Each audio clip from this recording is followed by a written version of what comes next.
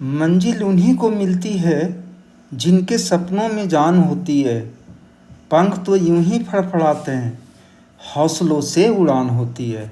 नमस्कार दोस्तों, मैं राम कुमार एक बार फिर नौकरी योद्धा चैनल पे बीपीएससी एईडीओ के लिए मैथ्स का ट्रिकी सेट लेकर आया हूँ, जो प्रत्येक कॉम्पिटिटिव एग्ज़ाम में पूछा जाता है। इसलिए इन प्रश्नों का हल नहीं कर पाने से कंपटीशन से आप बाहर हो जाएंगे। तो बिना समय गवाए चलते हैं प्रश्नों की ओर। तो ये रहा मेरा पहला प्रश्न। दोस्त, पहला प्रश्न जो है बोट और स्ट्रीम से है। तो बोट और स्ट्रीम से अगर आपका क्वेश्चन हो तो बेसिक चीज़ें मैं सबसे पहले मैं ये बताना चाहूँगा कि जब भी आप क्वेश्चन का सेट लगाएं, ऑब्जेक्टिव बनाएं, तो पेन एंड पेपर का यूज ना कम से कम करें, यानी मेंटल कैलकुलेशन ज़्यादा करें। बट मैं तो आपको कॉन्सेप्ट के साथ साथ मैं ट्रिक के साथ में ले जाऊंगा, कॉन्सेप्ट से ट्रिक की ओर ले जाऊंगा। तो मैं पहले कुछ अगर बोट स्ट्रीम का हो तो मैं एक आपको बताना चाहूँगा कि आप पहले चीज़ों को समझें। बोट स्ट्रीम, ये स्पीड की बात मैं कर रहा हूँ। स्पीड, चाहे बोट की स्पीड हो चाहे वो स्ट्रीम की स्पीड हो। तो बोट का जो स्पीड है वो स्टिल वाटर में यानी शांत पानी में क्या होगा, शांत पानी में। ना तो इसको कोई विरोध कर रहा है ना कोई साथ दे रहा है। तो जो रियल बोट का स्पीड है वो बोट का स्पीड समझना है, ठीक है। और स्ट्रीम धारा, जिसको बोलते हैं धारा, इसको बोलते हैं धारा, ठीक है। हिंदी भाषी हैं, कोई दिक्कत नहीं होगी, इंग्लिश हो चाहे हिंदी हो। अगर आप बोल रहे हैं डाउन स्ट्रीम, क्या बोलते हैं, डाउन स्ट्रीम। तो डाउन स्ट्रीम का मतलब क्या हो गया, अनुप्रवाह, अनुप्रवाह। और बात रह गई अप स्ट्रीम। अप स्ट्रीम का मतलब हो गया कि आप उधर प्रवाह। अगर बोलूँ कि धारा के अनुकूल, धारा के प्रतिकूल एक वर्ड का भी यूज करता है, तो कन्फ्यूजन में नहीं पड़ेंगे। धारा के अनुकूल का मतलब हो गया डाउन स्ट्रीम, और धारा के प्रतिकूल का मतलब कि अप स्ट्रीम। अब इन चीज़ों को डेटा के साथ समझेंगे। बोट को मैं लिख रहा हूँ बी से स्पीड, बोट का स्पीड केवल होगा। ए से होगा स्ट्रीम का स्पीड। अगर वो डाउन स्ट्रीम की बात करें तो बी प्लस एस की बात मैं बोलूँगा, जिसको बी एस शॉर्ट में समझिए, डी एस। अप स्ट्रीम बोलेंगे तो इसका मतलब हो गया कि बी माइनस एस। मेरा कहने का मतलब आप समझ चुके हैं, ये सारा स्पीड ही है। बोट का स्पीड है, स्ट्रीम का स्पीड है। चीज़ों को समझें, है क्या। ये बोट मैं ले लेता हूँ तो वो केवल एक बोट है। आई बोट एक स्ट्रीम, ए धारा का स्पीड है, दोनों अलग अलग है। अगर दोनों एक ही दिशा की ओर जा रहा हो तो इसका मतलब कि स्पीड, बोट का स्पीड बढ़ जाएगा ना। तो बोट इसमें दोनों का स्पीड आ जाएगा, तो दोनों का स्पीड जोड़ देंगे, इसमें बी प्लस एस। अगर धारा के विरुद्ध जा रहा है तो बी माइनस एस। देखिए बेसिक कॉन्सेप्ट थोड़ा समझना होगा, तब आप ट्रिक की ओर जाएंगे। अब जब भी किसी क्वेश्चन को पढ़ें मैथ में तो पहले डेटा देखें, दे क्या रखा है। तो देखिए आपके पास क्या दे रखा है, आपका डाउन स्ट्रीम दे रखा है। तो ये डाउन स्ट्रीम के सामने लिखे 70 किलोमीटर पर आवर, ठीक है। तो 17 किलोमीटर पर आवर। और आपका अप स्ट्रीम क्या लिखा है, 11 किलोमीटर पर आवर। आपको पूछ रहा है ये, जब भी अगर आपको डीएस दे रखा है, डाउन स्ट्रीम दे रखा है, और अप स्ट्रीम दे रखा है, तो कुछ नहीं करना है, दोनों डेटा को लेना है और ऐड कर देना है और उसको 2 से डिवीज़न कर देना है, आप आंसर पे पहुंच जाएंगे। आप देखिए 17 प्लस 11 28 बाई 2 14। अब आप बोलेंगे कि सर अगर धारा पूछता तो क्या होता। धारा अगर पूछता तो कुछ नहीं करना था, 17 माइनस 11 बाई 2 कर देता, ठीक है, तो आप आंसर पे पहुंच जाते। यानी अगर धारा का पूछता तो 6 बाई 2 यानी 3, यानी क्या हो गया 3 kmph। क्लियर।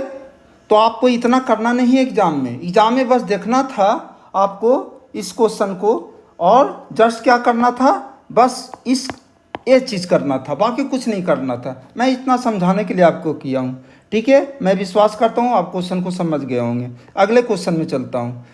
फिर अगेन बोट एंड स्ट्रीम से है, क्या करना है समझिए क्वेश्चन को।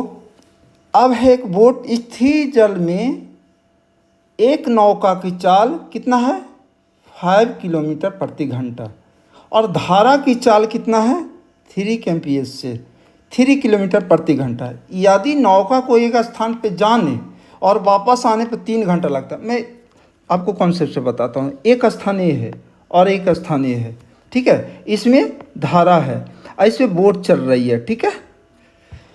अब क्या दे रखा है जो समझिए। अब जाने में और आने में उसका 3 घंटा का समय लगता है, तो आप सीधा सीधी ये बोल सकते हैं कि जाने वाला जो डिस्टेंस हो डी मान लीजिए, तो समय बराबर दूरी बटा चाल, तो डी कर लीजिए। और जाने में जो है वो जो समय लगा, ठीक है, तो नीचे क्या होगा कि धारा के अनुकूल, धारा के साथ चलने में, तो आप क्या कम करेंगे कि बी प्लस एस कर देंगे, ठीक है। अब प्लस डी ले लेंगे और फिर क्या करेंगे बी माइनस एस कर देंगे और इक्वल टू, सॉरी 1 मिनट, धारा के विरुद्ध, ठीक है। ठीक ठीक ठीक। तो और ये जो दोनों का जो टाइम लगा है वो 3 घंटे का है। अब क्या दे रखा है, आप डेटा सेट कर लीजिए, आप आंसर पे पहुंच जाएंगे। क्या आया आपका, आपको क्या पूछ रहा है, उस स्थान की दूरी, कोई बात नहीं, डी कर दीजिए। 5 + 3 क्या करेंगे, यहाँ लिखेंगे 5 + 3 8 हो गया, और प्लस डी अब बटा कितना लेंगे 5 - 3 यानी 2 = 3। इसका सोल्यूशन करेंगे, आप आंसर पे पहुंचेंगे। लेकिन अगर इस तरह का क्वेश्चन हो तो डायरेक्ट अप्रोच कैसे करेंगे, करना क्या है, ट्रिक देखिए, आपके सामने ट्रिक है। आवर लिखिए, आपके पास क्या दे रखा है आवर, तो घंटा, तो घंटा, ठीक है, और इंटू कर दीजिए। और इसमें क्या काम करना है कि B plus S, B plus S का मतलब कि डाउन स्ट्रीम अप स्ट्रीम दोनों को जोड़ दीजिए, बी प्लस एस और बी माइनस एस, ठीक है। तो आपका डेटा सेट, इस तरह से डेटा को आपको सेट करना है। तो जब आप डेटा सेट करेंगे तो आपको पता चल जाएगा, ठीक है। और इसी तरह से नीचे क्या काम करेंगे कि बी प्लस एस जो आया, ठीक है, और प्लस कर देंगे, यहाँ पे क्या काम कर देंगे प्लस, और जो बी माइनस एस है उसको भी प्लस कर देंगे, ठीक है। तो इस तरह से आपका जो आंसर आएगा क्या आएगा, ट्रिक का यूज करेंगे तो इक्वल टू लिखेंगे 3 × अब एक बार क्या करना है कि 5 + 3 को ऐड कीजिए, लिख दीजिए 5 - 3 यानी 2, और 8 + 2 जोड़ दीजिए, आपको आंसर दिखाई दे रहा है 8 या 24, 24 दूनी 48, 48/10, 48/10 यानी 4.8। देखिए आंसर 4.8। तो आपको एग्जाम में इस अप्रोच को समझने के लिए मैं बताया हूँ, बट ट्रिकी अप्रोच ये है, क्या करना है 3 लेंगे, फर्स्ट स्टेप 3 के साथ 5 + 3 को जोड़ लेंगे 8, और 8 और 5 - 3 को उसको सब्ट्रैक्ट कर लेंगे, और उसके बाद इसके साथ गुना कर देंगे। अब आई वही जो ऊपर जो बी प्लस एस और बी माइनस एस आया, दोनों को ऐड कर देंगे, आंसर पे पहुंच जाएंगे। चलिए अगले क्वेश्चन पे चलता हूँ। अब देखिए टाइम एंड वर्क का क्वेश्चन है। डेविड कोई व्यक्ति है, वो 10 दिन में काम को करता है, ठीक है, और कैमरन उसी बात को 15 दिन में, दोनों मिलके जो काम करेंगे, तो जब भी बोल देगा कि अगर दोनों मिलकर काम कर रहा हो, ठीक है। तो अगर ट्रिक की बात करें तो आप अगर एलसीएम से नहीं बनाना चाहते हैं तो कुछ नहीं कीजिए, a × b अब आई a + b याद रखिए। ऐसे तो कॉन्सेप्ट से जाएंगे तो वर्क में इसको कन्वर्ट करना होगा, ठीक है। 1/10 1 + 1/15 फिर आगे निकालेंगे वर्क में, डे में कन्वर्ट करेंगे। आप इस ट्रिक को याद रखें, इजीली आप आंसर पे डायरेक्ट पहुंचेंगे। तो अगर 2 व्यक्ति दोनों मिलकर काम करना है तो दोनों मिलके काम करने में लगा समय equal to A into B by A plus B. तो क्या करेंगे, बस कुछ नहीं, 10 इंटू 15 बाई 10 प्लस 15, तो करना कुछ नहीं था, 6, आपका आंसर 6। तो इसमें आपको पेन नहीं चलाना था, ठीक है। दूसरा अप्रोच, अगर आप एलसीएम से करना चाहते हैं तो बिल्कुल कर सकते हैं, आप कीजिए। तो इसके लिए क्या काम करना है, कुछ नहीं करना है, दोनों को एलसीएम ले लीजिए। ट्रिक मैं बता रहा हूँ दूसरा, एलसीएम, ठीक है, एलसीएम बाई ए जो है उसका जो दिन है, और एलसीएम बाई बी। कहने का मतलब समझ रहे हैं ना। एलसीएम जैसे 10 और 15 का एलसीएम कितना होता है, 60 होता है, ठीक है। और 60 बाई 10 और 15, 10 और 15 का, सॉरी, एलसीएम निकालना है आपको 30, आप 30 कर लें, ओह आप 30 कर लें, 30 एलसीएम होगा। तो 30 बाई मिस्टेक मेरे टंग स्लिप हो गई। तो 30 और बाई क्या करेंगे, 30 बाई ए का लेंगे 10 प्लस और 30 बाई 15, 13 बाई 15 कर दें, आपका आंसर पे पहुंच जाएंगे, ठीक है। तो इस तरह से आपका आंसर हो गया 13 बाई 10 3 और 2 30, तो 3 या प्लस 2 30 बाई 5 इंटू 6, मैंने किसी भी मेथड से करें आंसर ये आएगा, बट जो जिससे आपको सुविधा लगे आप करें, ठीक है। नेक्स्ट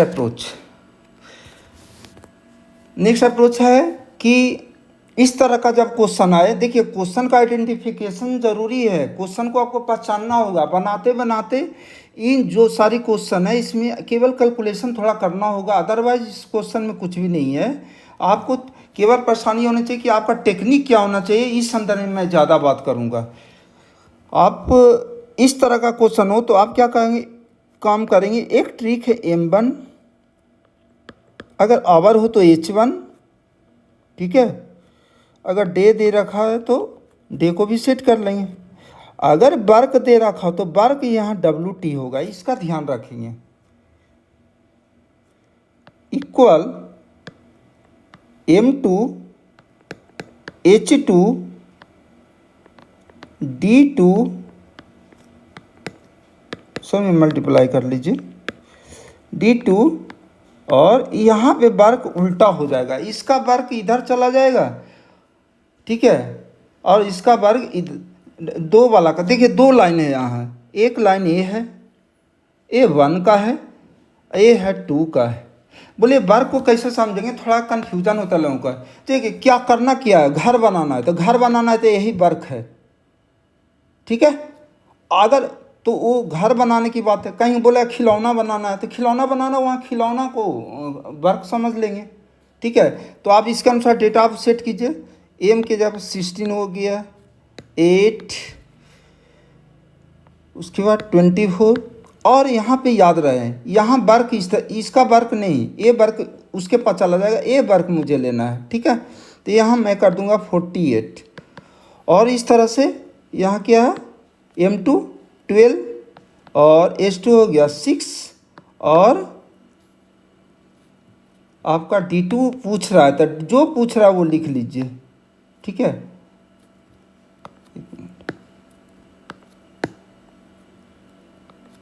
आपका D2 पूछ रहा था, D2 लिख दीजिए, और इसके बाद आपका वर्क जो ये वर्क है यहाँ पे आ जाएगा, ठीक है।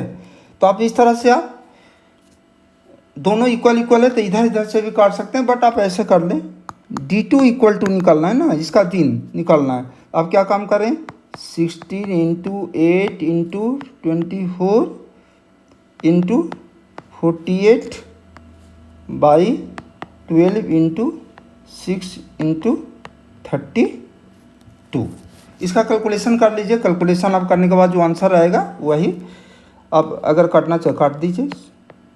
16 दूना 32, 12 चौ 48, ठीक है, और 6 चौ 24, 2 दूना 4, 8 दूना 16 चौ 64, यानी कितना आया 64 दिन। वो सॉरी दोस्त, ये गलत दिया गया है आंसर इसमें, तो इस पे नहीं जाए, ये टाइपोराइटर का मिस्टेक है, ठीक है। तो 16 डेज 64 डेज होगा, ठीक है। तो चलता हूँ अगले क्वेश्चन में। तो इस क्वेश्चन को याद रखेंगे कैसे, ट्रिक एक है एमडीएच मसाला है ना, तो इसी पे याद रखेंगे। तो आपको एक तरफ 1 का लिखे, दूसरे तरफ दूसरे का वैसे ही लिख दीजिए। M1 तो ये M2 इधर हो गया, ठीक है, H1 और D1। याद रहे वर्क पे फोकस रहिएगा, वर्क उल्टा होता है, ठीक है। चलता हूँ अगले क्वेश्चन में। अब क्या है, एक किसी का चूक करने की क्षमता। देखिए जब भी क्षमता वाला क्वेश्चन पूछे तो आपको बस कुछ नहीं करना है कि ए और बी लिख देना है, और ए भी लिखना है, और डे का रेशियो डायरेक्ट लिख देना है। तो 1:2 ऐसे ही लिख देना है। बी की तरफ दुगना है तो बी की तरफ दुगना कर दीजिए, डे का हो गया, ठीक है। बस आपका क्वेश्चन सोल्व हो जाएगा। अब यहाँ क्या है, दोनों मिलकर किसका 15 दिन में करते हैं। तो अगर रेशियो है, अगर ट्रिक की बात करें तो ट्रिक अगर होगा तो इस तरह से होगा। कॉन्सेप्ट की बात करें तो पहले मैं कॉन्सेप्ट से बताता हूँ आपको। अभी मैं बताया आपको कि अगर ए 1 दिन में करेगा तो इसको आप x मान लीजिए। अगर ए को मान लेते हैं कि x दिन में करेगा, और बी जो है वो 2x डे में करेगा, 2x दिन में करेगा। अभी जस्ट ट्रिक बताएं कि दोनों मिलकर क्वेश्चन में दिया है, दोनों मिलकर कितना दिन में करता है, 15 दिनों में करता है। 15 दिनों दोनों मिलकर काम करेगा, ठीक है। ए डे में होगा जो मैं कर रहा हूँ, तो काम करेगा वो A into B, A plus B मैं बोला हूँ। यही तो ट्रिक याद रखना है इसको। आपको पता है x और 2x है, तो मेरा दे रखा कितना 15, यानी मैं बोल सकता हूँ कि x into 2x x plus 2x बराबर 15। तो x का वैल्यू क्या होगा, तो आप इसको लिख सकते हैं 2x इंटू एक्स बटा 3x बराबर 15। x से x कैंसिल हो गया, तो आपका क्या हो गया 2x इक्वल टू 45। तो x इक्वल टू 45/2 यानी 22.5। देखिए ऑप्शन में क्या है। अब बात रह गई कि आपको इतना एग्जाम में करना नहीं है, क्या करेंगे तब। तो करना क्या है कि आपको इतना एग्जाम में करना नहीं है, कुछ नहीं। ये मैं आपको बस कॉन्सेप्ट के लिए बताया हूँ, ये माइंड में चलना चाहिए इन चीज़ों को। अब मैं चाह रहा हूँ क्या करना है, जो देखिए क्या काम करेंगे कि रेशियो जस्ट पता कर लेंगे। डे का रेशियो क्या हुआ 1, ए और बी का डे का रेशियो क्या 1:2, यही तो है ना। अब पूछ रहा है किसका, ए का पूछ रहा है, ठीक है। आप क्या करेंगे, दोनों को जोड़ दें, 1 और 2 को जोड़ दें, 3 इंटू 15। ए वाला पूछ रहा है ना, तो आप जब काटते हैं ना तो आप क्या काम करते हो 1x इंटू 2x लिखते हैं, यहाँ 2 से डिवीजन डायरेक्ट कर दें, आप आंसर पे पहुंच जाएंगे, ठीक है। नीचे में क्या काम करना है समझ रहे हैं ना। मेरा कहने का मतलब हुआ कि आप 15 इंटू 2 रेशियो वाला को ही जोड़ दीजिए, और नीचे क्या काम कीजिए रेशियो वाला को गुना कर दीजिए, तो डायरेक्ट इसका आंसर पहुंच जाएगा इस आधार पे। तो इस तरह से आप भर वाली बना सकते हैं। चलिए अगले क्वेश्चन में चलता हूं। क्या है, 3 व्यक्ति एक स्थान ए से बी तक चलते हैं, उनकी चालों का अनुपात इतना है, तो समय का एक चीज़ हमेशा याद रखेगा, समय जो होता है वो चाल का जस्ट रिवर्स, ऐसे समझें। या बोल सकते हैं चाल जो होगा वो समय का रिवर्स होगा, उल्टा, ठीक है। रेशियो जस्ट उल्टा हो जाएगा। अब आपके पास क्या दे रखा है कि 3 व्यक्ति है, मान लेते हैं कि ए से बी तक वो चलते हैं और 3 गो व्यक्ति है और रेशियो दिखा 4:3:5। ये क्या चीज़ है? आपका चाल है, ये स्पीड है। और क्वेश्चन पूछ रहा है समय का अनुपात। कुछ नहीं करना है, इसको रिवर्स कर दीजिए।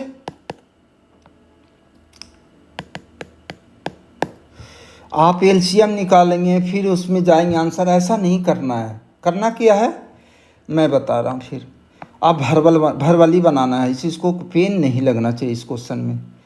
आप अगले बार से जब भी इस तरह का क्वेश्चन बनाए तो इसको फॉलो करेंगे। मैं क्या कहना चाह रहा हूँ, आप क्या काम करेंगे, 4, 3, 5, 3 व्यक्ति है ना। मैं मान लेता हूँ एक व्यक्ति कोई है M1 मैन, M2 और M3, 3 तरह का व्यक्ति है। एम के बारे में बोल रहा है, एक क्या है, चाल का स्पीड है। तो आपको चाहिए क्या, टाइम का। कुछ नहीं, M1 का पूछ रहा है, उसको हिडन कर दीजिए M1 वाला, ये दोनों को गुना कीजिए 15, ठीक है।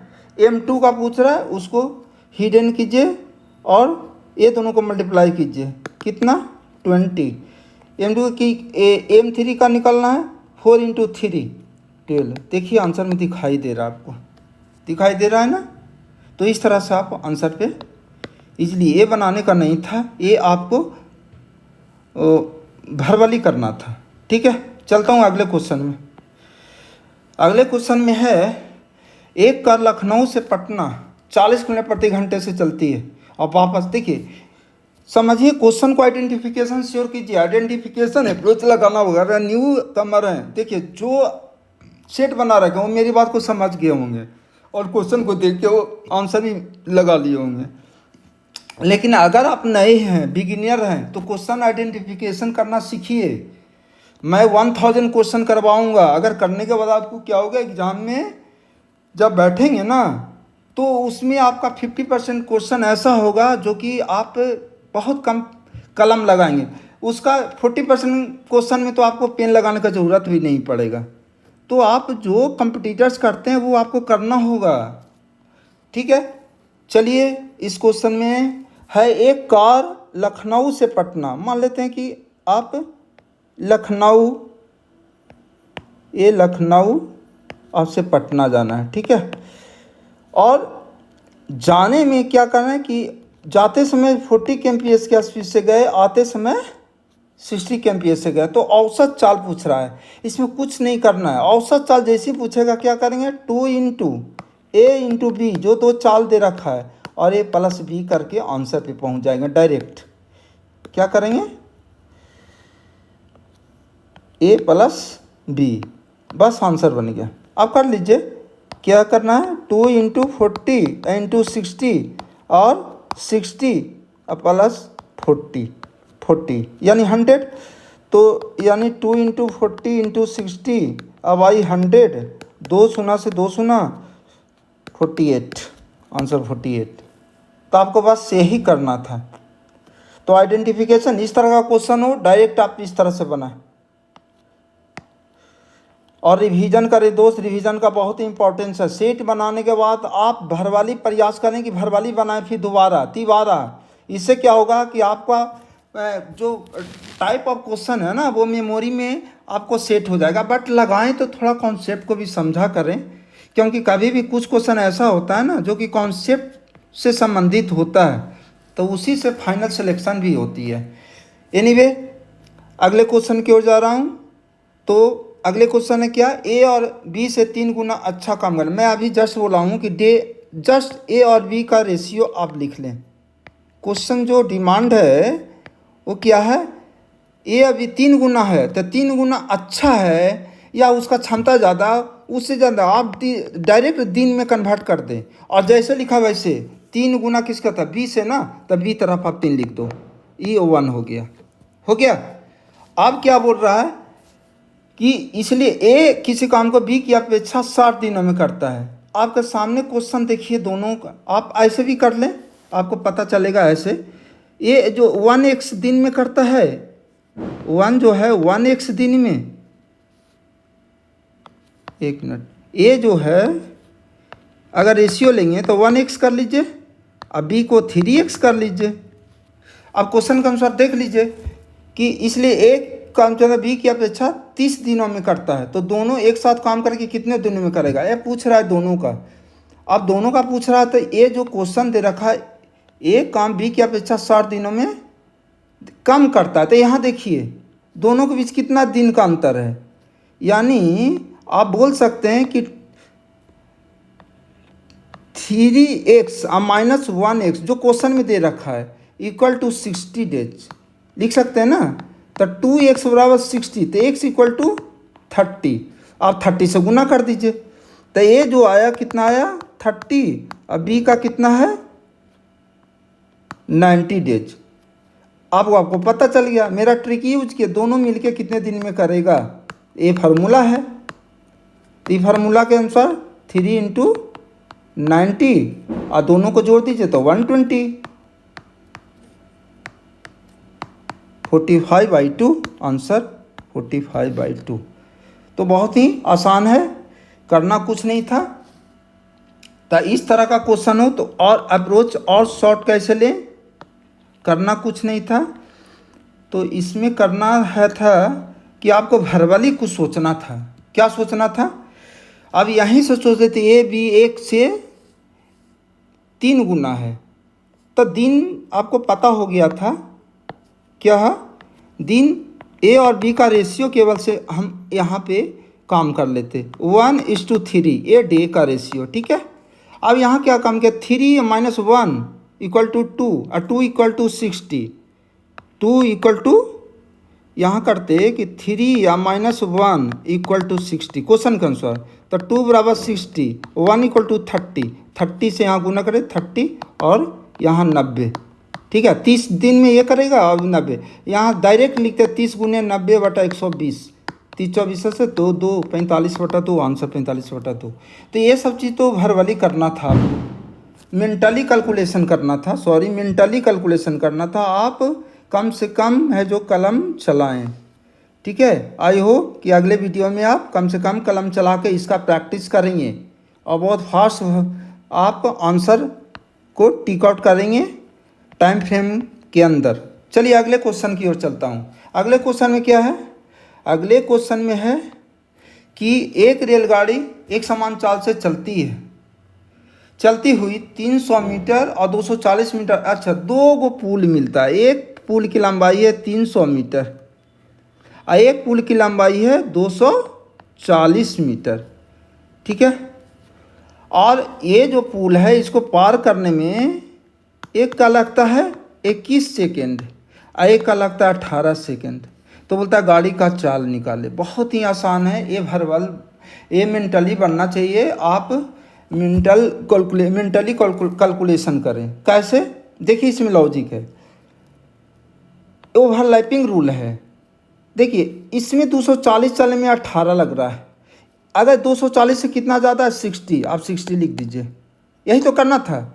300 - 240, 60 मीटर चलने में कितना देर उसको लगेगा, क्योंकि जब है जो आप इन चीज़ों को समझे, जब रेलगाड़ी किसी प्लेटफॉर्म को पार करती है ना, तो प्लेटफॉर्म की लंबाई के साथ अपनी लंबाई को भी मैंने दूरी के साथ ऐड करता है। तो यहाँ पे क्वेश्चन को रेलगाड़ी की चाल पूछी है, तो आपको एग्जैक्ट वो प्लेस को निकालना है। तो 300 में से 240 को लेस कीजिए और टाइम को भी लेस कर दीजिए, 21 और -18, तो कितना आ गया आपका। लेकिन याद रहे मीटर प्रति सेकंड है, ये कितना है, आंसर किलोमीटर प्रति घंटा। किलोमीटर प्रति घंटा में 18/5 से गुना करते, ठीक है। तो कितना हो गया, देखिए 72 किलोमीटर पर आवर। क्या हुआ, ओवरलैपिंग रूल चला। ओवरलैपिंग रूल क्या है, बहुत ही मैथ में ओवरलैपिंग रूल को समझना होगा। क्या है, देखिए ओवरलैपिंग रूल क्या हुआ कि जो 300 से, अगर 300 चल रहा है, 300 मीटर की दूरी को अगर वो तय करता है तो 21 सेकंड लगता है, और वही 240 मीटर लंबे पुल का बताया 18 सेकंड लगता है। तो आप क्या काम के 300 - 240, इसी के कारण तो कितना, यही ओवरलैपिंग के कारण परिणाम हुआ। तो ये दोनों के बीच कितना का अंतर हो गया, तो ये ही आपको 60/, ये निकालना था भर वाली, 20 तक आपको भर वाली पहुँचाना था। तो आप 20 मीटर प्रति सेकेंड है, और क्वेश्चन में क्या है कि आपको किलोमीटर प्रति घंटा में। तो दोस्त कभी भी अगर मीटर प्रति सेकंड से किलोमीटर में बनाना है, कन्फ्यूज़न नहीं होना चाहिए। बहुत सारे स्टूडेंट कन्फ्यूज़न भी हो जाते हैं। देखिए 20 मीटर प्रति सेकंड है ना, बड़ा बनाना है तो बड़ा वाला को ऊपर लिखिए, तो 20 में 18 को ऊपर लिखिए और 5 को नीचे लिखिए, काट दीजिए। ये 10 सेकंड के अंदर बन जाना चाहिए। मैं अप्रोच के लिए मैं इतना विस्तार से बता रहा हूँ, इसी अप्रोच के साथ काम करेंगे। कैसे करेंगे थोड़ा मैं फिर आपको रिपीट करना चाहूँगा चीज़ों को, कैसे करेंगे। जो करना क्या था कि ओवरलैपिंग रूल जैसे ही देखे थे 300 240 माइंड में रख लेना से कितना लेस करके 60 आ रहा है। इधर कितना 21 21 माइनस 18 3, 60 को 3 से काटना था 20 लिख के 18/5 से करके आप आंसर पे पहुंच जाते हैं। बस यही करना था। चलिए अगले क्वेश्चन की ओर। अगले क्वेश्चन में है कि 10 हाँ देखिए, जब एज आयु का आए क्वेश्चन तो कॉन्सेप्ट पहले समझ लीजिए, उसके बाद आप ट्रिक लगाते रहिएगा। ट्रिक आपको हर क्वेश्चन का अलग अलग जो है ना, अगर कॉन्सेप्ट क्लियर है तो आप समझ जाएंगे। ट्रिक कॉन्सेप्ट से ही बनता है। हुआ क्या है जो देखिए, जब भी आपका आयु का क्वेश्चन पूछे तो डेटा बनाना सीखिए। मैथ में डेटा बनाना सीखिए। प्रैक्टिस करते हैं तो डेटा पे प्रैक्टिस कीजिए तो आप कुछ चीज़ें समझ में आएगी। क्या करना है, अगर एज से संबंधित है तो पहले वर्तमान आयु को लिख दीजिए, और बाद वाला आयु ये इधर लिखिए बाद का, और उससे लिखिए पहले का। यही 3 तरह का पूछता है और कुछ नहीं रहता है।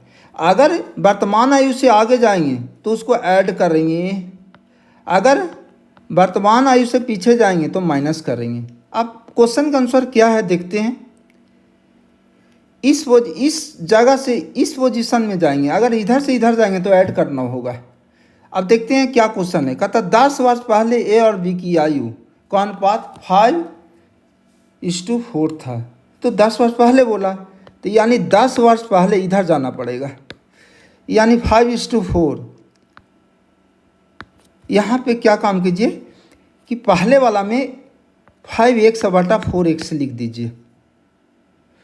इसमें बोलता है कि वर्तमान आयु से 10 वर्ष बाद जो आयु है 6:5 है। तो इधर कुछ नहीं करना, बराबर लगा दीजिए, 6/5 लिख दीजिए। अब यहाँ तक पहुँचना है आपको। ये बराबर कर अभी नहीं हुआ है। बराबर करने के लिए क्या करना होगा, देखिए 10 साल इधर और 10 साल इधर, और तब इसके आप बराबर जाएंगे। तो आपको क्या करना है, 20 आपको ऐड कर दीजिए इसमें। कितना कितना, x का वैल्यू निकल गया, ठीक है, इसका वैल्यू निकल जाएगा इससे। तो इसका क्या हो गया, 5x + 20/4x + cross multiply direct करें तो 20 आप करें इसे 25x और 6 और 4 से गुणा 24x एक तरफ करते हैं इस तरह से। आप बड़ा 20 × 6 120 100, x का वैल्यू 20, ये तो पता करना था। और 20 यहाँ ले जाकर सेट कर दीजिए। कितना आ गया आपका 100। ए का जो आयु है वो 100 है, वर्तमान आयु नहीं है ये, और बी का जो आयु है 80 है, ठीक है। लेकिन ये 10 वर्ष पहले की आयु है। तो ये काम कीजिए, वर्तमान में पहुंचने के लिए आपको 10 साल जोड़ दीजिए इसमें, 10 साल और 10 साल इसमें जोड़ दीजिए। तो कितना हो जाएगा, वर्तमान आयु 110 और आपका 90, ठीक है। अब दोनों क्वेश्चन में डिमांड किया ये भी कि आयु का योग। देखिए आयु का योग केवल वर्तमान आयु, वर्तमान नहीं दिया तो आप वर्तमान ही समझें चीज़ को। तो आयु का योग देगा तो ये दोनों को जोड़ेंगे तो 200 ईयर्स आएगा। देखिए 200 ईयर्स आंसर में है, ठीक है। अब देखिए इतना करना नहीं था आपको। अब ट्रिक की ओर, इसमें ट्रिक बताना ज़रूरी है ताकि आप तुरंत इसको सोल्व कर पाएँ। अब कैसे ट्रिक करूँगा आप समझिए चीज़ों को।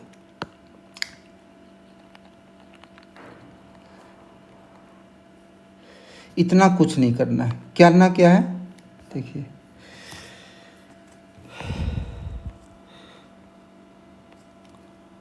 अब क्या है, ए अभी का रेशियो दिया है 10 वर्ष पहले, तो एक तरफ 10 लिख लीजिए, 10 वर्ष, एक तरफ रेशियो लिखे 5:4।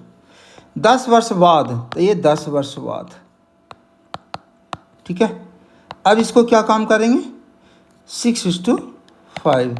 याद रहे दोनों के आई के बीच अंतर 1 सेम रहना चाहिए। देखिए 5-4 के बीच 1 का अंतर है, 6-5। देखिए कभी भी दो व्यक्ति है, चाहे 10 वर्ष बाद हो, जैसे 10 वर्ष पहले हो, आयु का अंतर तो सेम ही रहेगा ना। अगर रेशियो में दोनों का सेम नहीं है तब सेम बनाना पड़ता है। उसके लिए मैं अगला क्वेश्चन आएगा तो मैं उसमें डिस्कस करूंगा। तो देखिए 5-4 1 आ रहा है, 6-4 1 आ रहा है, यानी मेरा ट्रिक काम कर जाएगा, ठीक है। करना क्या था, ये दोनों को ऐड करना था। कैसे, आप इसको ऐसे लिखिएगा। करना क्या है कि A10 लीजिए, A10 इंटू 5-4 प्लस 10 6-5 बाई, ये दोनों को क्रॉस कर दीजिए और उसका अंतर, यानी कि 5 × 5 और -6 × 4। समझ रहे हैं ना बात को। सबसे पहले आप ऐसे करें, 10 × 5-4, आप 10 डायरेक्ट लिख ले, इतना मैं लिखने का ज़रूरत नहीं है, आप केवल कॉन्सेप्ट के लिए मैं बता रहा हूँ। प्लस आप करें 10 इंटू, इसका अंतर के साथ गुना करते, वो ऐड करते, और क्रॉस मल्टीप्लाई करके अंतर करके यहाँ पे लिखते हैं डायरेक्ट। आपको 1 यूनिट का वैल्यू आ जाएगा वो, लेकिन आएगा 10 वर्ष पहले का वैल्यू। तो 1 = आया, ये जो इसका जो आ गया आपका, इसको कैलकुलेशन जब करेंगे तो क्या आया कैलकुलेशन, 10 + 10 अब आई 1, यही तो आया, यही हमको पता करना था 20। तो ये वर्बल हो जाना चाहिए था। कैसे, 10 लेते इंटू 5-4 10, इधर से भी 10 निकला, 20 क्रॉस मल्टीप्लाई करेंगे तो कितना है, 4 25 में 1 20, और 20 का रेशियो ले जाके यहाँ गुना कर देना है। ये जो 20 आया ना, ये आप डायरेक्ट पहले वाला में ले जाके गुना कर दीजिए, तो कितना आया 100 और 80, 100 और 80। अब वर्तमान पूछ रहा है तो 10 वर्ष पहले है तो 10 जोड़ दीजिए इसमें, तो वो 110 और 90, यही तो आया था आंसर, ठीक है। तो इस तरह से आप सोल्व करेंगे। चलिए चलता हूँ अगले वीडियो में, अगले क्वेश्चन में। अगले क्वेश्चन में क्या है, देखिए एक कार एक व्यापारी को 3900 इतना बेचता है और 25% लाभ होता है पेपर। देखिए कभी भी आपको लाभ हानि का क्वेश्चन हो तो करना क्या है कि एक डेटा बना लीजिए। डेटा बनाने से आपको क्लियर दिखेगा चीज़ें। क्या है, सीपी लिखिए, पहले कॉन्सेप्ट से मैं बता रहा हूँ, फिर डायरेक्ट अप्रोच बता दूंगा। सीपी लिखिए, सीपी पर क्या काम किया, 25% लाभ के साथ उसको बेच दिया है, और इसके बाद वो बेचने के बाद वो कितना में बेचा गया है, ठीक है। अब क्या है, करना क्या था कि आपको कुछ नहीं, सीपी निकालना है ना, कॉस्ट प्राइस निकालना है। तो ए भी कॉस्ट प्राइस है और ए भी आपका सेलिंग प्राइस है, तो इसको भी सेलिंग प्राइस बनाइए। आपका परसेंटेज 125, तो 125 इक्वल टू सीधे लिखिए 39, और इसका 1 = कितना हो जाएगा, 39,000 बाई 125, और 100 का वैल्यू निकाल दीजिए डायरेक्ट, 39 125 इंटू 100, जो भी आंसर होगा इसके अनुसार आप आंसर पे पहुंच जाएंगे। दूसरा क्या टेक्निक है, दूसरा है कि आप ये ना करें तो कोई बात नहीं, आप ऐसे चलिए, आपको इसको फ्रैक्शन में लिख लीजिए। कैसे लिखेंगे, कितना है 25%। देखिए ये 25% है ना, आपको सीपी निकालना है, कुछ नहीं, सेलिंग प्राइस लिखिए डायरेक्ट 39 आपको सेलिंग प्राइस श्योर कम होगा तो कम वाला ऊपर लिखिए और ज़्यादा वाला नीचे लिख दीजिए। आप सेलिंग प्राइस का ये बन गया, कॉस्ट प्राइस का ये सीपी, निकल गया। तो आप इधर से इधर जा रहे हैं और देखें कि लाभ पर भेजा है तो लाभ पर यानी क्रय मूल्य कम है, कम वाला को ऊपर लिख दीजिए और ज़्यादा वाला को नीचे, यानी 100/125 सीपी हो गया आंसर। ठीक है, आप चेक करेंगे तो आपको इसको आप कैलकुलेशन कर लेंगे, जो भी आंसर होगा आंसर तक आप पहुंच जाएंगे। ठीक है, अगले क्वेश्चन में मैं जा रहा हूं। दोस्त आपको टेक्निक जानना है, टेक्निक में मैं चाहता हूं ज़्यादा से ज़्यादा क्वेश्चन आपको कवरेज करवा पाऊँ। कैलकुलेशन करने के लिए मैं नहीं बता रहा हूँ, यहाँ पे बता रहा हूँ कि आप ज़्यादा से ज़्यादा क्वेश्चन को आपका कॉन्सेप्ट क्लियर हो और ज़्यादा से ज़्यादा क्वेश्चन को कैसे सोल्व करें ये टेक्निक अप्लाई करना है। फिर मैराथन में लाऊंगा तो वहाँ भरवली आपको बनाना है, रिस्पॉन्स देना होगा। ठीक है, चलिए अब क्या है कि 400 रुपया क्रय मूल्य वाली वस्तु का 25% से छूट देने के बाद 25% लाभ कमाने के लिए एक दुकानदार को वस्तु का कितना मूल्य अंकित करना होगा। अंकित करना, देखिए अंकित मूल्य की बात जब बोले ना तो यहाँ पे आपको डेटा ऐसे बनाना है। पहले सीपी का डेटा लिखिए, क्रय मूल्य जिसको बोलते हैं। फिर आप क्या, एक मिनट, यहाँ लिखिए क्रय मूल्य। ठीक है, और यहाँ लिखिए आप अंकित मूल्य, क्योंकि अंकित मूल्य की बात बोला है। आप बुक खरीद लो कितना में, उस पर प्रिंट अंकित मूल्य डाल के और बढ़ा दो और छूट दे के फिर भी लाभ कमा लोगे। तो इस तरह से आप फोकस कर। और इसके बाद इस पर छूट दिया है तो कितना का छूट है तो यहाँ छूट लिख देता हूँ। और इसके बाद क्या है, 35% लाभ प्राप्त करने के लिए आप बोले कंडीशन कि दुकानदार उसको 35% लाभ प्राप्त करने के लिए कितना में बेचेगा। ठीक है, तो 35 एक कंडीशन रख दिया, 35 बेचेगा तो एसपी। ठीक है, तो सेलिंग प्राइस, बस इतना ही से काम था। अब आप आंसर पे पहुंच जाएंगे। क्रय मूल्य में कितना है 400। 35% लाभ कमाने के लिए कितना करना है तो आप इसका 35% करेंगे कितना तो 30, 120 और 120 और 120 135 कितना 140 का मतलब आप इसको कितना कर रहे हैं 35%, सॉरी 140, तो 140 तो 140 अगर जोड़ देंगे तो 540 में इसको सेल करना है।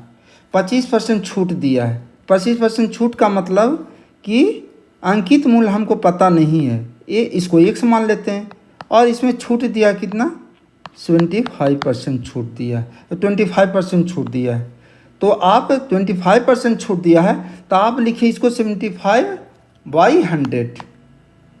अब आपका क्वेश्चन बन गया,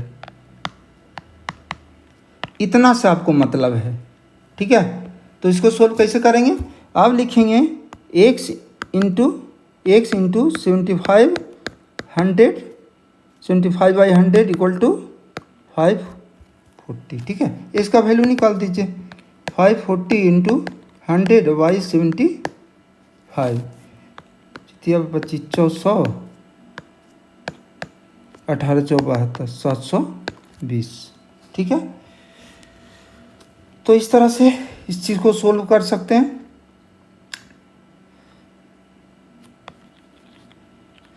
चलिए दोस्तों, अब अगले क्वेश्चन में की ओर। इसका जो आंसर आया 720। चलिए अगले क्वेश्चन में क्या है, अगले क्वेश्चन, यदि 20 मेजों का क्रय मूल्य 25 मेजों के विक्रय मूल्य के बराबर है तो हानि प्रतिशत क्या है। इसमें देखिए क्या करना है, इसमें आपको सबसे पहले इस चीज़ को समझना होगा। हानि प्रतिशत पूछा ना, तो हानि प्रतिशत के लिए क्या होता है, लॉस, जो लॉस परसेंटेज पूछ रहा है, नीचे सीपी तो रहेगा ही रहेगा, यहाँ एसपी और माइनस सीपी।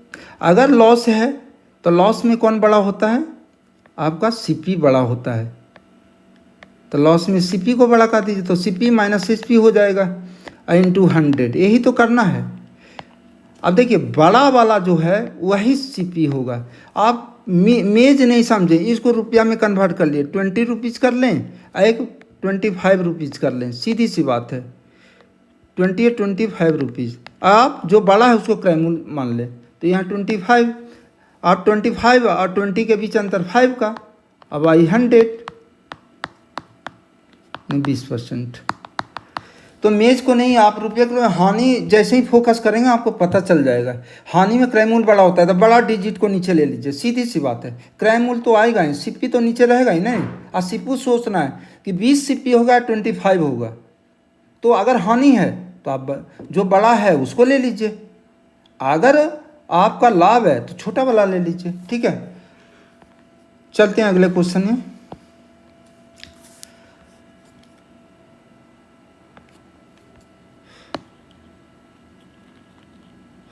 अगले क्वेश्चन में है, क्या है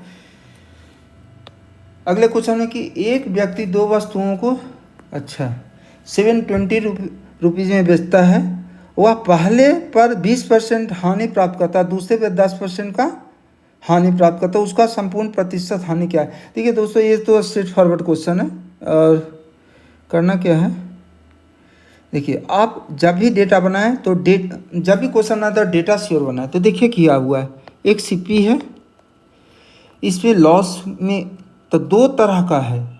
ठीक है, दो है तो दो वस्तु है, तो एक तरफ सीपी का लिखिए और दोनों में जो भी हुआ हानि या लाभ, हानि और एसपी, इस तरह से डेटा को लिखना। अब है दो वस्तु है, तो दो वस्तु है तो दोनों का बता रहा है कि 720 और 720 है, यहाँ जोड़ ले फटा, ये 14 42। ठीक है, अब आपको दे रखा है कि कितना 20% हानि। हानि का मतलब क्या, हानि का मतलब है आप 90% लिखिए, 20% है, सॉरी तो 80% लिखिए। ठीक है, और तो इसका आप सीपी आपका पास, तो ये सीपी 900 हो जाएगा। कैसे, देखिए 80 = 720 तो 100 = 900, ऐसे भी कर सकते हैं। अगर हानि हुआ है तो सीपी क्या होगा, सीपी बड़ा होगा, तो सीपी बड़ा होगा तो बड़ा वाला को ऊपर लिखिए और छोटा वाला को नीचे। तो आपका 72 यहाँ कर सकते हैं, 72 इंटू बड़ा वाला को ऊपर काट दीजिए, आपका 900 आ जाएगा। ये भरभली करना चाहिए इन चीज़ों को। ठीक है, और इस तरह से अगर ए इसको देखा जाए, इसमें क्या है,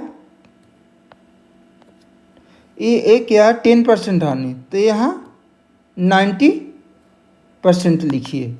10% हानि का 90%, तो 90% करेंगे तो 800 आ जाएगा। ठीक है, तो 800 आएगा, तो टोटल इतना कितना हो गया, सीपी दोनों का अगर जोड़ दें तो 1700, और इधर कितना आपका 14। ये दोनों के बीच अंतर निकाल लीजिए, अंतर से हो जाए 60 260, और 260 और 700 इंटू 100 कैलकुलेशन कीजिए। ठीक है, तो आपका कितना हो गया 17 वो 1 जा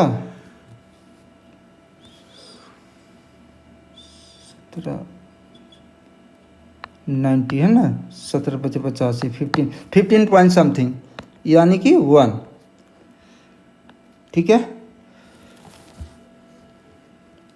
तो आपको 17 से 26 को करें और आप आंसर पे फोकस रहें, आपको डेसिमल तक निकालने की जरूरत नहीं है। देखिए 15 पे गया, 17 से 1 जा किए तो कितना हो गया 9 के बाद 0 90, 17 × 85 15 गया, आंसर पे मार के निकल गया। उतना आंसर पे फोकस आपको रहना है, ताकि पॉइंट के बाद निकालने का ज़रूरत अगर है तो निकालेंगे, नहीं ज़रूरत है तो क्यों टाइम वेस्ट करेंगे। चलिए अगले क्वेश्चन की ओर। अगला क्वेश्चन क्या है, किसी वस्तु को 15% और 10% के लाभ बेचने पर प्राप्त विक्रय मूल्य का अंतर। अगर कोई एक वस्तु है, ठीक है, मान लेते हैं आप, देखिए एग्जाम्पल के तौर पे, पहले तो कौन से समझे, कोई एक वस्तु है उस 100 रुपये दाम है। अगर इसको दो कंडीशन है, अगर 15% लाभ पर बेचते हैं तो कितना में बेच देंगे 115 में। अगर 10% लाभ पर बेचेंगे तो कितना बेचेंगे 110। बोले दोनों के विक्रय मूल्य का अंतर उसका 10 है, आपका कितना अंतर आ रहा है, मेरा 5 आ रहा है। तो लिखेंगे 5 इक्वल टू 10, ठीक है। तो 1 इक्वल टू कितना 10/5, 100 इक्वल टू कितना 10/5 इंटू 100 यानी 200, आंसर 200। इतना लिखना ही नहीं था, करना क्या था, अब देखिए अब हर वाले इसको बनाना था आपको। 15 में से 10 किया 2 equal to 10, 1 equal to 5, sorry 15 में से 10 किया 5 इक्वल टू 10 तो 2, तो फिर 200 आ जाएगा, 100 इक्वल टू 200, ठीक है। चलिए अगला क्वेश्चन। अगला क्वेश्चन में क्या है कि अक्सर पूछता है कि 3 क्रमिक बट्टा है और क्रमिक बट्टा क्या होता है, तो एक तीनों को अगर कंबाइन करें 20% और 15% और 10%, तो ये तीनों को कंबाइंड करके एक सिंगल बट्टा जो इसका इक्वल हो जाए, तो कैसे निकालेंगे। देखिए पहले ये दोनों को आप फॉलो कीजिएगा, ये दोनों को फॉलो जो करके आएगा उसके साथ इसको ट्रिक के साथ एक ट्रिक बताता हूँ। करना क्या है कि आप कीजिए a प्लस b एक तरफ लिखिए, अब माइनस a इंटू b/100, इस ट्रिक को फॉलो करना है। अब कैसे बनेगा देखिए, पहले हम 20 और 15 को एक में मर्ज कर रहे हैं, तो क्या ना 20 प्लस 15 माइनस 20 इंटू 15/100। देखिए भर वाली करना था इसको।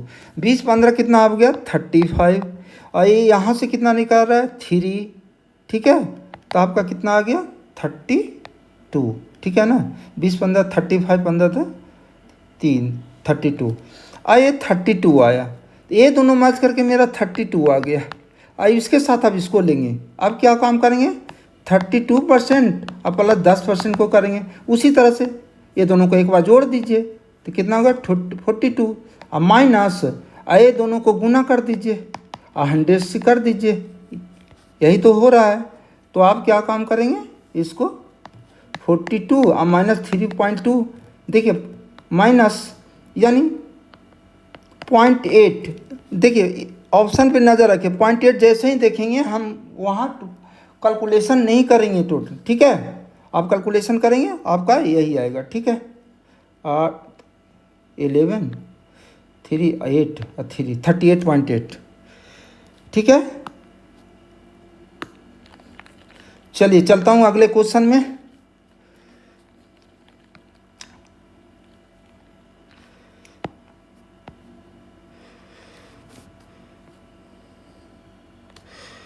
दोस्त कभी हिम्मत नहीं हारे, आपको कभी कभी ऐसा लगेगा कि बहुत ज़्यादा करना पड़ रहा है, आप सफलता के करीब पहुंच चुके हैं, और अगर हिम्मत हार जाएंगे तो फिर आप किसी भी काम को करने में आपको मज़ा नहीं आएगा।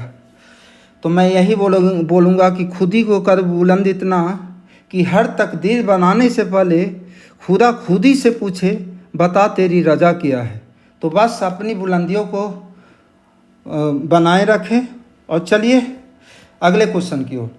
क्या है कि एक वर्गाकार खेत की भुजा 30 मीटर है, तो इसमें 20% की वृद्धि करने पर इसके क्षेत्रफल में कितने प्रतिशत की वृद्धि होगी। 2 से जो भुजा दिया है ना, इससे कोई लेना देना नहीं है आंसर का। बोलें कैसे, देखिए उसको कोई लेना देना नहीं है। आंसर पे पहुंचने के लिए करना क्या था कि जब भी इस तरह का हो क्वेश्चन, आइडेंटिफिकेशन मेथड से समझिए, इस तरह का क्वेश्चन जब भी आए कि कोई वर्ग है, ठीक है, वर्ग की हर भुजा बराबर होती है तो लंबाई चौड़ाई भी बराबर होगा, तो 2 यूनिट को लेना है। इसमें लंबाई भी उतना ही है और चौड़ाई भी उतना है, 20% की वृद्धि होती है। तो कुछ नहीं करना है, बस भुजा को 2 को है तो 2 बार जोड़ देंगे, ठीक है। दोनों वृद्धि ही है इसलिए कोई कन्फ्यूजन नहीं है। एक बार दोनों भुजा को गुना कर देंगे, परसेंटेज वाले को मैं इसको ले रहा हूँ, इससे कोई लेना देना नहीं है। अब आई 100, आपका क्या आया 40 प्लस 4 44% आंसर। तो इस तरह से चीज़ें हैं, ये आपको भरबल बनाना है। कैसे, देखिए भुजा दोनों बराबर होता है तो 2 × 20 कर दीजिए तो 40 आ जाएगा। 20 इंटू 20/100 कीजिए, आपको 4 आ गया। 40 में 4 को डाल दीजिए, आंसर पे पहुंच जाए 44। ठीक है,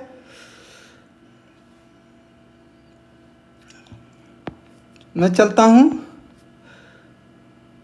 अगले क्वेश्चन की ओर।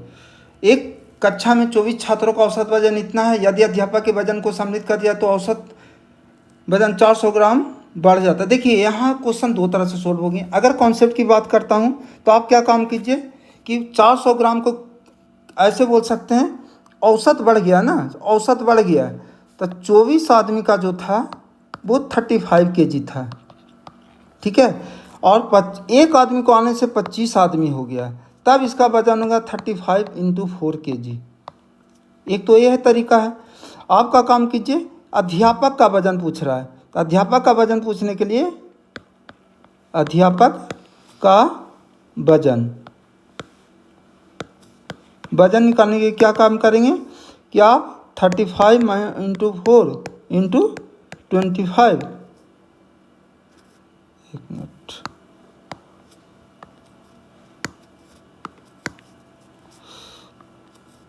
(35 इंटू 4 इंटू 25 और -35 इंटू 24 करेंगे और फिर आंसर पे पहुंचेंगे। मैं इस सब रोज़ को फॉलो नहीं करने के लिए बोलूँगा। इस हालात में करना क्या था जो बताते हैं।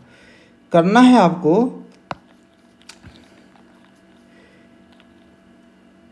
कि सबसे पहले आप क्या काम करें, जो औसत वजन 24 लड़के का है उसका औसत वजन ले लें। 24 लड़के का औसत वजन कितना है? 35 kg। टीचर के आने से तो भाई ये तो 35 kg वजन अगला अध्यापक आने के बाद भी इतना रहा है, ऐसा कि नहीं ले रहा है। जो एक्स्ट्रा कितना kg बढ़ गया है वही अध्यापक का वजन एक्स्ट्रा कितना था जिसके कारण सबका एवरेज में बढ़ गया। तो इससे आपको क्या करना है, तो 25 से मल्टीप्लाई कर दीजिए इसका 25, क्योंकि 24 और एक अध्यापक 25 इंटू 400। ठीक है, अब आई 100 कर दीजिए 1000। ठीक है, क्योंकि kg की बात हो रही है। तो 35 kg और प्लस 10 बराबर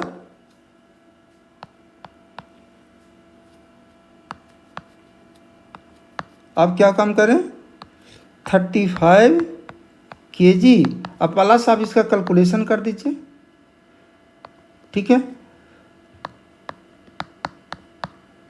ये 10 आया, 45 kg पे डायरेक्ट आप चले जाएंगे। ठीक है, तो इस तरह से आप 35 प्लस 10 करेंगे तो आपको करना कुछ नहीं था। 35 kg ऐसा जैसे ही कोई एंट्री करेगा तो आपको क्या करना है, 35 लेना है, 35 प्लस करना है, और जो जितना टोटल आदमी लास्ट में हो गया और जो बढ़ा है उसे गुना कर दीजिए। देखिए 10 kg दिख रहा है, 45 और 35 और 10 45 kg आंसर पे मार के आप आगे बढ़ जाइए। तो इसे चलिए अगले क्वेश्चन में, अरुण अपनी मासिक आय का कुछ भाग खर्च करता है और शेष बचत करता है। यदि खर्च और बचत, देखिए खर्च और बचत का रेशियो दिया है और यहाँ मासिक आय पूछा है, तो कुछ नहीं, खर्च और बचत को अगर जोड़ देंगे, खर्च प्लस बचत को अगर जोड़ देंगे तो मासिक आय निकल जाएगा। क्या है, मासिक आय। तो करना क्या है कि खर्च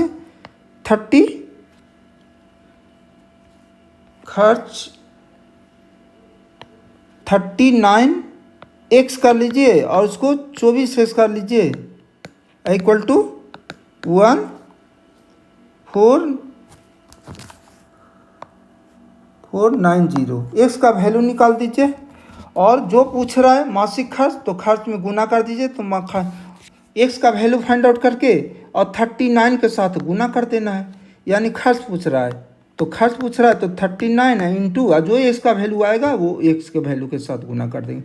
लेकिन यहाँ एक टेक्निक है, देखिए करना क्या था, आप अगर चीज़ों को समझें, आपसे क्या पूछ रहा है, खर्च का रेशियो, खर्च का रेशियो 39, यही तो है खर्च पूछ रहा है ना। तो 39 किसका गुणज है, 3 और 13 का। देखिए 3 से कटने वाला कौन कौन है बस चेक कर दीजिए, ये तो होगा ही नहीं। 3 का है कि टोटल सम कट जाने 8 3 11 2, ये तो होगा नहीं। और क्या है, 5 1 6 छः, 8 × 13 14 था, 14 4 5, ये होगा नहीं। इसको क्या है, ये 9 है तो 9 तो है 7 और 8 कितना होता है 15, 5 1 6, यानी कि 1 आंसर आ जाएगा। तो आपको इतना करना नहीं था, आप बस डिजिबिलिटी रूल से इसको फॉलो करके भी आप निकल जाते। ठीक है, बाकी बेसिक वही है, दोनों को सीधी सी बात है। अब 39 है, दोनों को ऐड करें, इक्वल टू इतना लिखिए, 1 का वैल्यू निकालिए, जो 1 का वैल्यू होगा 39 में मल्टीप्लाई कीजिए, आंसर पे पहुँचिए। एक ये मेथड है, और दूसरी मेथड है कि आप इसको डिजिबिलिटी रूल से आप उसको आप चेक कर सकते थे। चलिए अगला क्वेश्चन। अगले क्वेश्चन में क्या है कि सैम सोनी किसी का चुकाने में 10-15 दिन में करते हैं, संपूर्ण काज की मजदूरी। देखिए, जब भी मजदूरी, कोई भी मजदूरी की बात हो तो मजदूरी दिन से नहीं होता है, काम से होता है। तो ए और बी कितना व्यक्ति है, सैम और सोनी, तो सैम एंड सोनी, यहाँ सोनी मैं लिख रहा हूँ। ठीक है, कितना दिन में, ए 10 दिन में करता है। अब ऐसे करें, जो सैम है ये 10 दिन में करता है, और सोनी जो है वो 15 दिन में करता है। तो ये रेशियो क्या चीज़ का है, डे का रेशियो। तो आप डे के रेशियो बना लीजिए, एक तरह से आप इसको रेशियो बना लीजिए डे का, 10:15। अब बात रह गई कि मजदूरी तो वर्क से होगा, तब वर्क जो है डे का रिवर्स रेशियो होगा। तो आप इसका रेशियो रिवर्स कर दीजिए, तो वर्क का जो रेशियो होगा वो इसको आप रिवर्स कर दीजिए। तो अगर 15 × 10, अब किसका पूछ रहा है, सोनी का।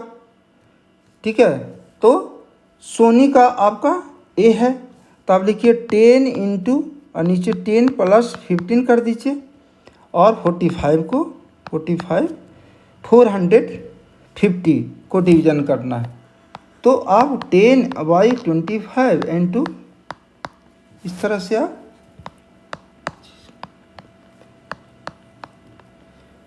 180, यानी 180 आंसर होगा। क्या होगा आंसर, 180।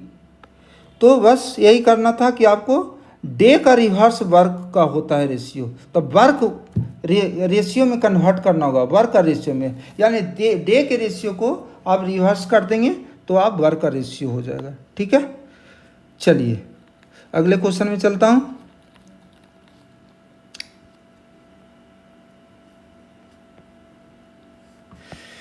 अगले क्वेश्चन में क्या है, अगले क्वेश्चन में है कि 40 लीटर दूध है।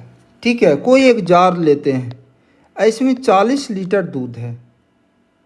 ये दूध में दो कंडीशन है कि दूध और पानी है। क्या है, दूध और पानी है। एक कंडीशन बोलता है कि 10% पानी है, तो 10% इसका होगा 4, तो बाकी कितना हो गया 36। आप बोलता है कि 36 है, ये 4 है। अब बोलता है नए मिश्रण में पानी को 20% करने के लिए कितना और पानी, यानी पानी मिलाया है इसमें। तो ये देखिए दूध है, देखिए ऊपर वाला दूध है और नीचे वाला क्या है, पानी है। आपको कितना पानी मिलाया है कि 20% पानी हो जाए, तो 20% करके 20 ऊपर रहेगा तो 80 ऊपर रहेगा। ठीक है, यानी कि 4:1, 4:1। तो आप इस तरह से आंसर, इसका वैल्यू फाइंड आउट कर दीजिए। क्या आएगा, आप कर दें 4:1, तो 16 + 4x = 36। तो 4x = 20, x × 5, यानी 5 आंसर। देखिए बेसिक कॉन्सेप्ट थोड़ा जानिए, इस तरह से आप, और भी मेथड है बट आप बेसिक कॉन्सेप्ट के से भी ये इजीली आपको कर लेंगे, इसमें टाइम ज़्यादा किल नहीं होता है। ठीक है,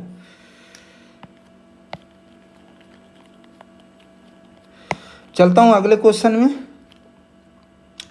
अगले क्वेश्चन में क्या है, अगले क्वेश्चन में है कि 400 रुपये का क्रय मूल्य वाली वस्तु 25% छूट देने के बाद 35% लाभ प्राप्त करने के लिए। देखिए क्वेश्चन का रिपीटेशन हो चुका है, मैं पहले, इससे पहले भी आया है, मैं सोल्व कर चुका हूँ इन चीज़ों को। अब है क्या कि एक ₹3600 के लाभ को ABC में इस प्रकार बांटा गया। अच्छा, डिस्ट्रीब्यूट करना है, लेकिन डिस्ट्रीब्यूट तो करना है ABC में, लेकिन रेशियो दोनों को कंबाइंड करना होगा क्योंकि रेशियो अलग अलग है। दोस्त रेशियो कंबाइन करने के लिए आप सीखिए, करना क्या है कि A और B का रेशियो दे रखा है और B और C का रेशियो दे रखा है, तो इसी तरह से आप कर लेंगे। ABC का रेशियो निकालना है, तो ABC का रेशियो निकालने के लिए क्या करना है, इसी तरह से कंबाइन कर लीजिए 5:4 और 8:9। आपको लिख के नहीं करना था, बट मैं समझाने के लिए कर रहा हूँ। A40, A32 और ये कितना हो गया आपका 36। आप इसको चाहें तो आप इसको छोटा कर दें, 4 से काट दें, 4 दहा को 40, चलिए 32, 4 नामा 36, सब छोटा होता है ना, ठीक है। अब ए रेशियो रहा, अब सी का रेशियो चाहिए तो 9, तो 9/10 अब +8 अब +9 कर दें और इसको डिवीज़न करके कितना 3600 को करना है, यही आंसर हो गया आपका, ठीक है। तो इस तरह से कैलकुलेशन कर लीजिए, कितना हो गया 27 ना, 3600, 3, 1200 आंसर, ठीक है दोस्तों। और लास्ट का बहुत ही इंटरेस्टिंग क्वेश्चन, लास्ट नहीं बट इसके बाद भी एक और क्वेश्चन है। एक क्वेश्चन है कि बेईमान वाला जब भी पूछेगा ना, तो आप क्या काम करेंगे कि सबसे जो नीचे लिखेंगे, वो जो कम देता है ना उसको लिख लेंगे 90, 80 और 1 kg से इसको घटा लेंगे तो कितना हो गया 20 और 100 से मल्टीप्लाई कर दीजिए, बस आप आंसर पे पहुंच गए। 100/49 यानी 2 पॉइंट समथिंग, ठीक है। 49 से दोगुना करेंगे 98 यानी 2 पॉइंट समथिंग। चलिए लास्ट क्वेश्चन है दोस्त। लास्ट क्वेश्चन क्या है कि यदि 2 वस्तुओं का क्रय मूल्य 3 और 4 है, वस्तुओं को 10% की हानि होती है, दूसरी बात 20% लाभ पर, तो संपूर्ण का लाभ या हानि ज्ञात करने। देखिए जब इस तरह का रेशियो दे दो, 2 क्रय मूल्य दे रखा है, एक क्रय मूल्य, ठीक है, तो 2 वस्तु है, एक वस्तु जो है, एक वस्तु का क्रय मूल्य 3:4 है ना, तो आप 30 कर दें इसको, मान लेते कि 30 रुपीज़ एक का है और दूसरे का है 40 रुपीज़। देखिए रेशियो में कोई अंतर नहीं पड़ेगा, दूसरे वस्तु का 40 रुपीज़ है। अब इसके अनुसार यदि पहली वस्तु को 10% की हानि मिलता है, तो हानि का मतलब कि 90% यानी सेलिंग प्राइस 27, और दूसरी वस्तु को 20% लाभ पर मिलता है यानी 120, ठीक है। तो 120/100 कर दीजिए, तो आप कितना 48 पे पहुंचेंगे। ऐड कीजिए 70, यहाँ पे कितना 7 और 8 10 75। अब देखिए हानि हो रही है, लाभ हो रही है, क्योंकि क्रय मूल्य 70 और 75 है, तो लाभ प्रतिशत बराबर क्या होगा, लाभ गुने 100, दोनों का अंतर यानी 5 × 100। अब आई और नीचे क्रय मूल्य रहता है तो नीचे क्रय मूल्य 70 दे दीजिए, ठीक है। अब 14 से डिवीजन करेंगे, और भी छोटा करना है कर लीजिए 7 और कितना हो गया ये 50/7, 7 7 49 7 पॉइंट समथिंग यानी बी आंसर। तो इस तरह से दोस्त मैं 25 क्वेश्चन आज लाया हूँ। ये ट्रिकी क्वेश्चन था, बार बार रिपीटेशन होता है इन क्वेश्चन का एग्ज़ाम में, तो इसका प्रैक्टिस करें और रिवीजन काफ़ी करें। तो दोस्त काफ़ी मेहनत लगती है, आप जिस तरह से मैं इतना मेहनत करता हूं, तो आपका भी फ़र्ज़ होता है कि मेरे भी हौसले को अफजाई करें। और इसके लिए अगर मेरी वीडियो पसंद आई हो तो इसे लाइक और शेयर करना प्लीज़ नहीं भूलिए, और सब्सक्राइब भी प्लीज़ सब्सक्राइब करें ताकि अगले वीडियो लाएं तो आपको तुरंत मिल सके। धन्यवाद।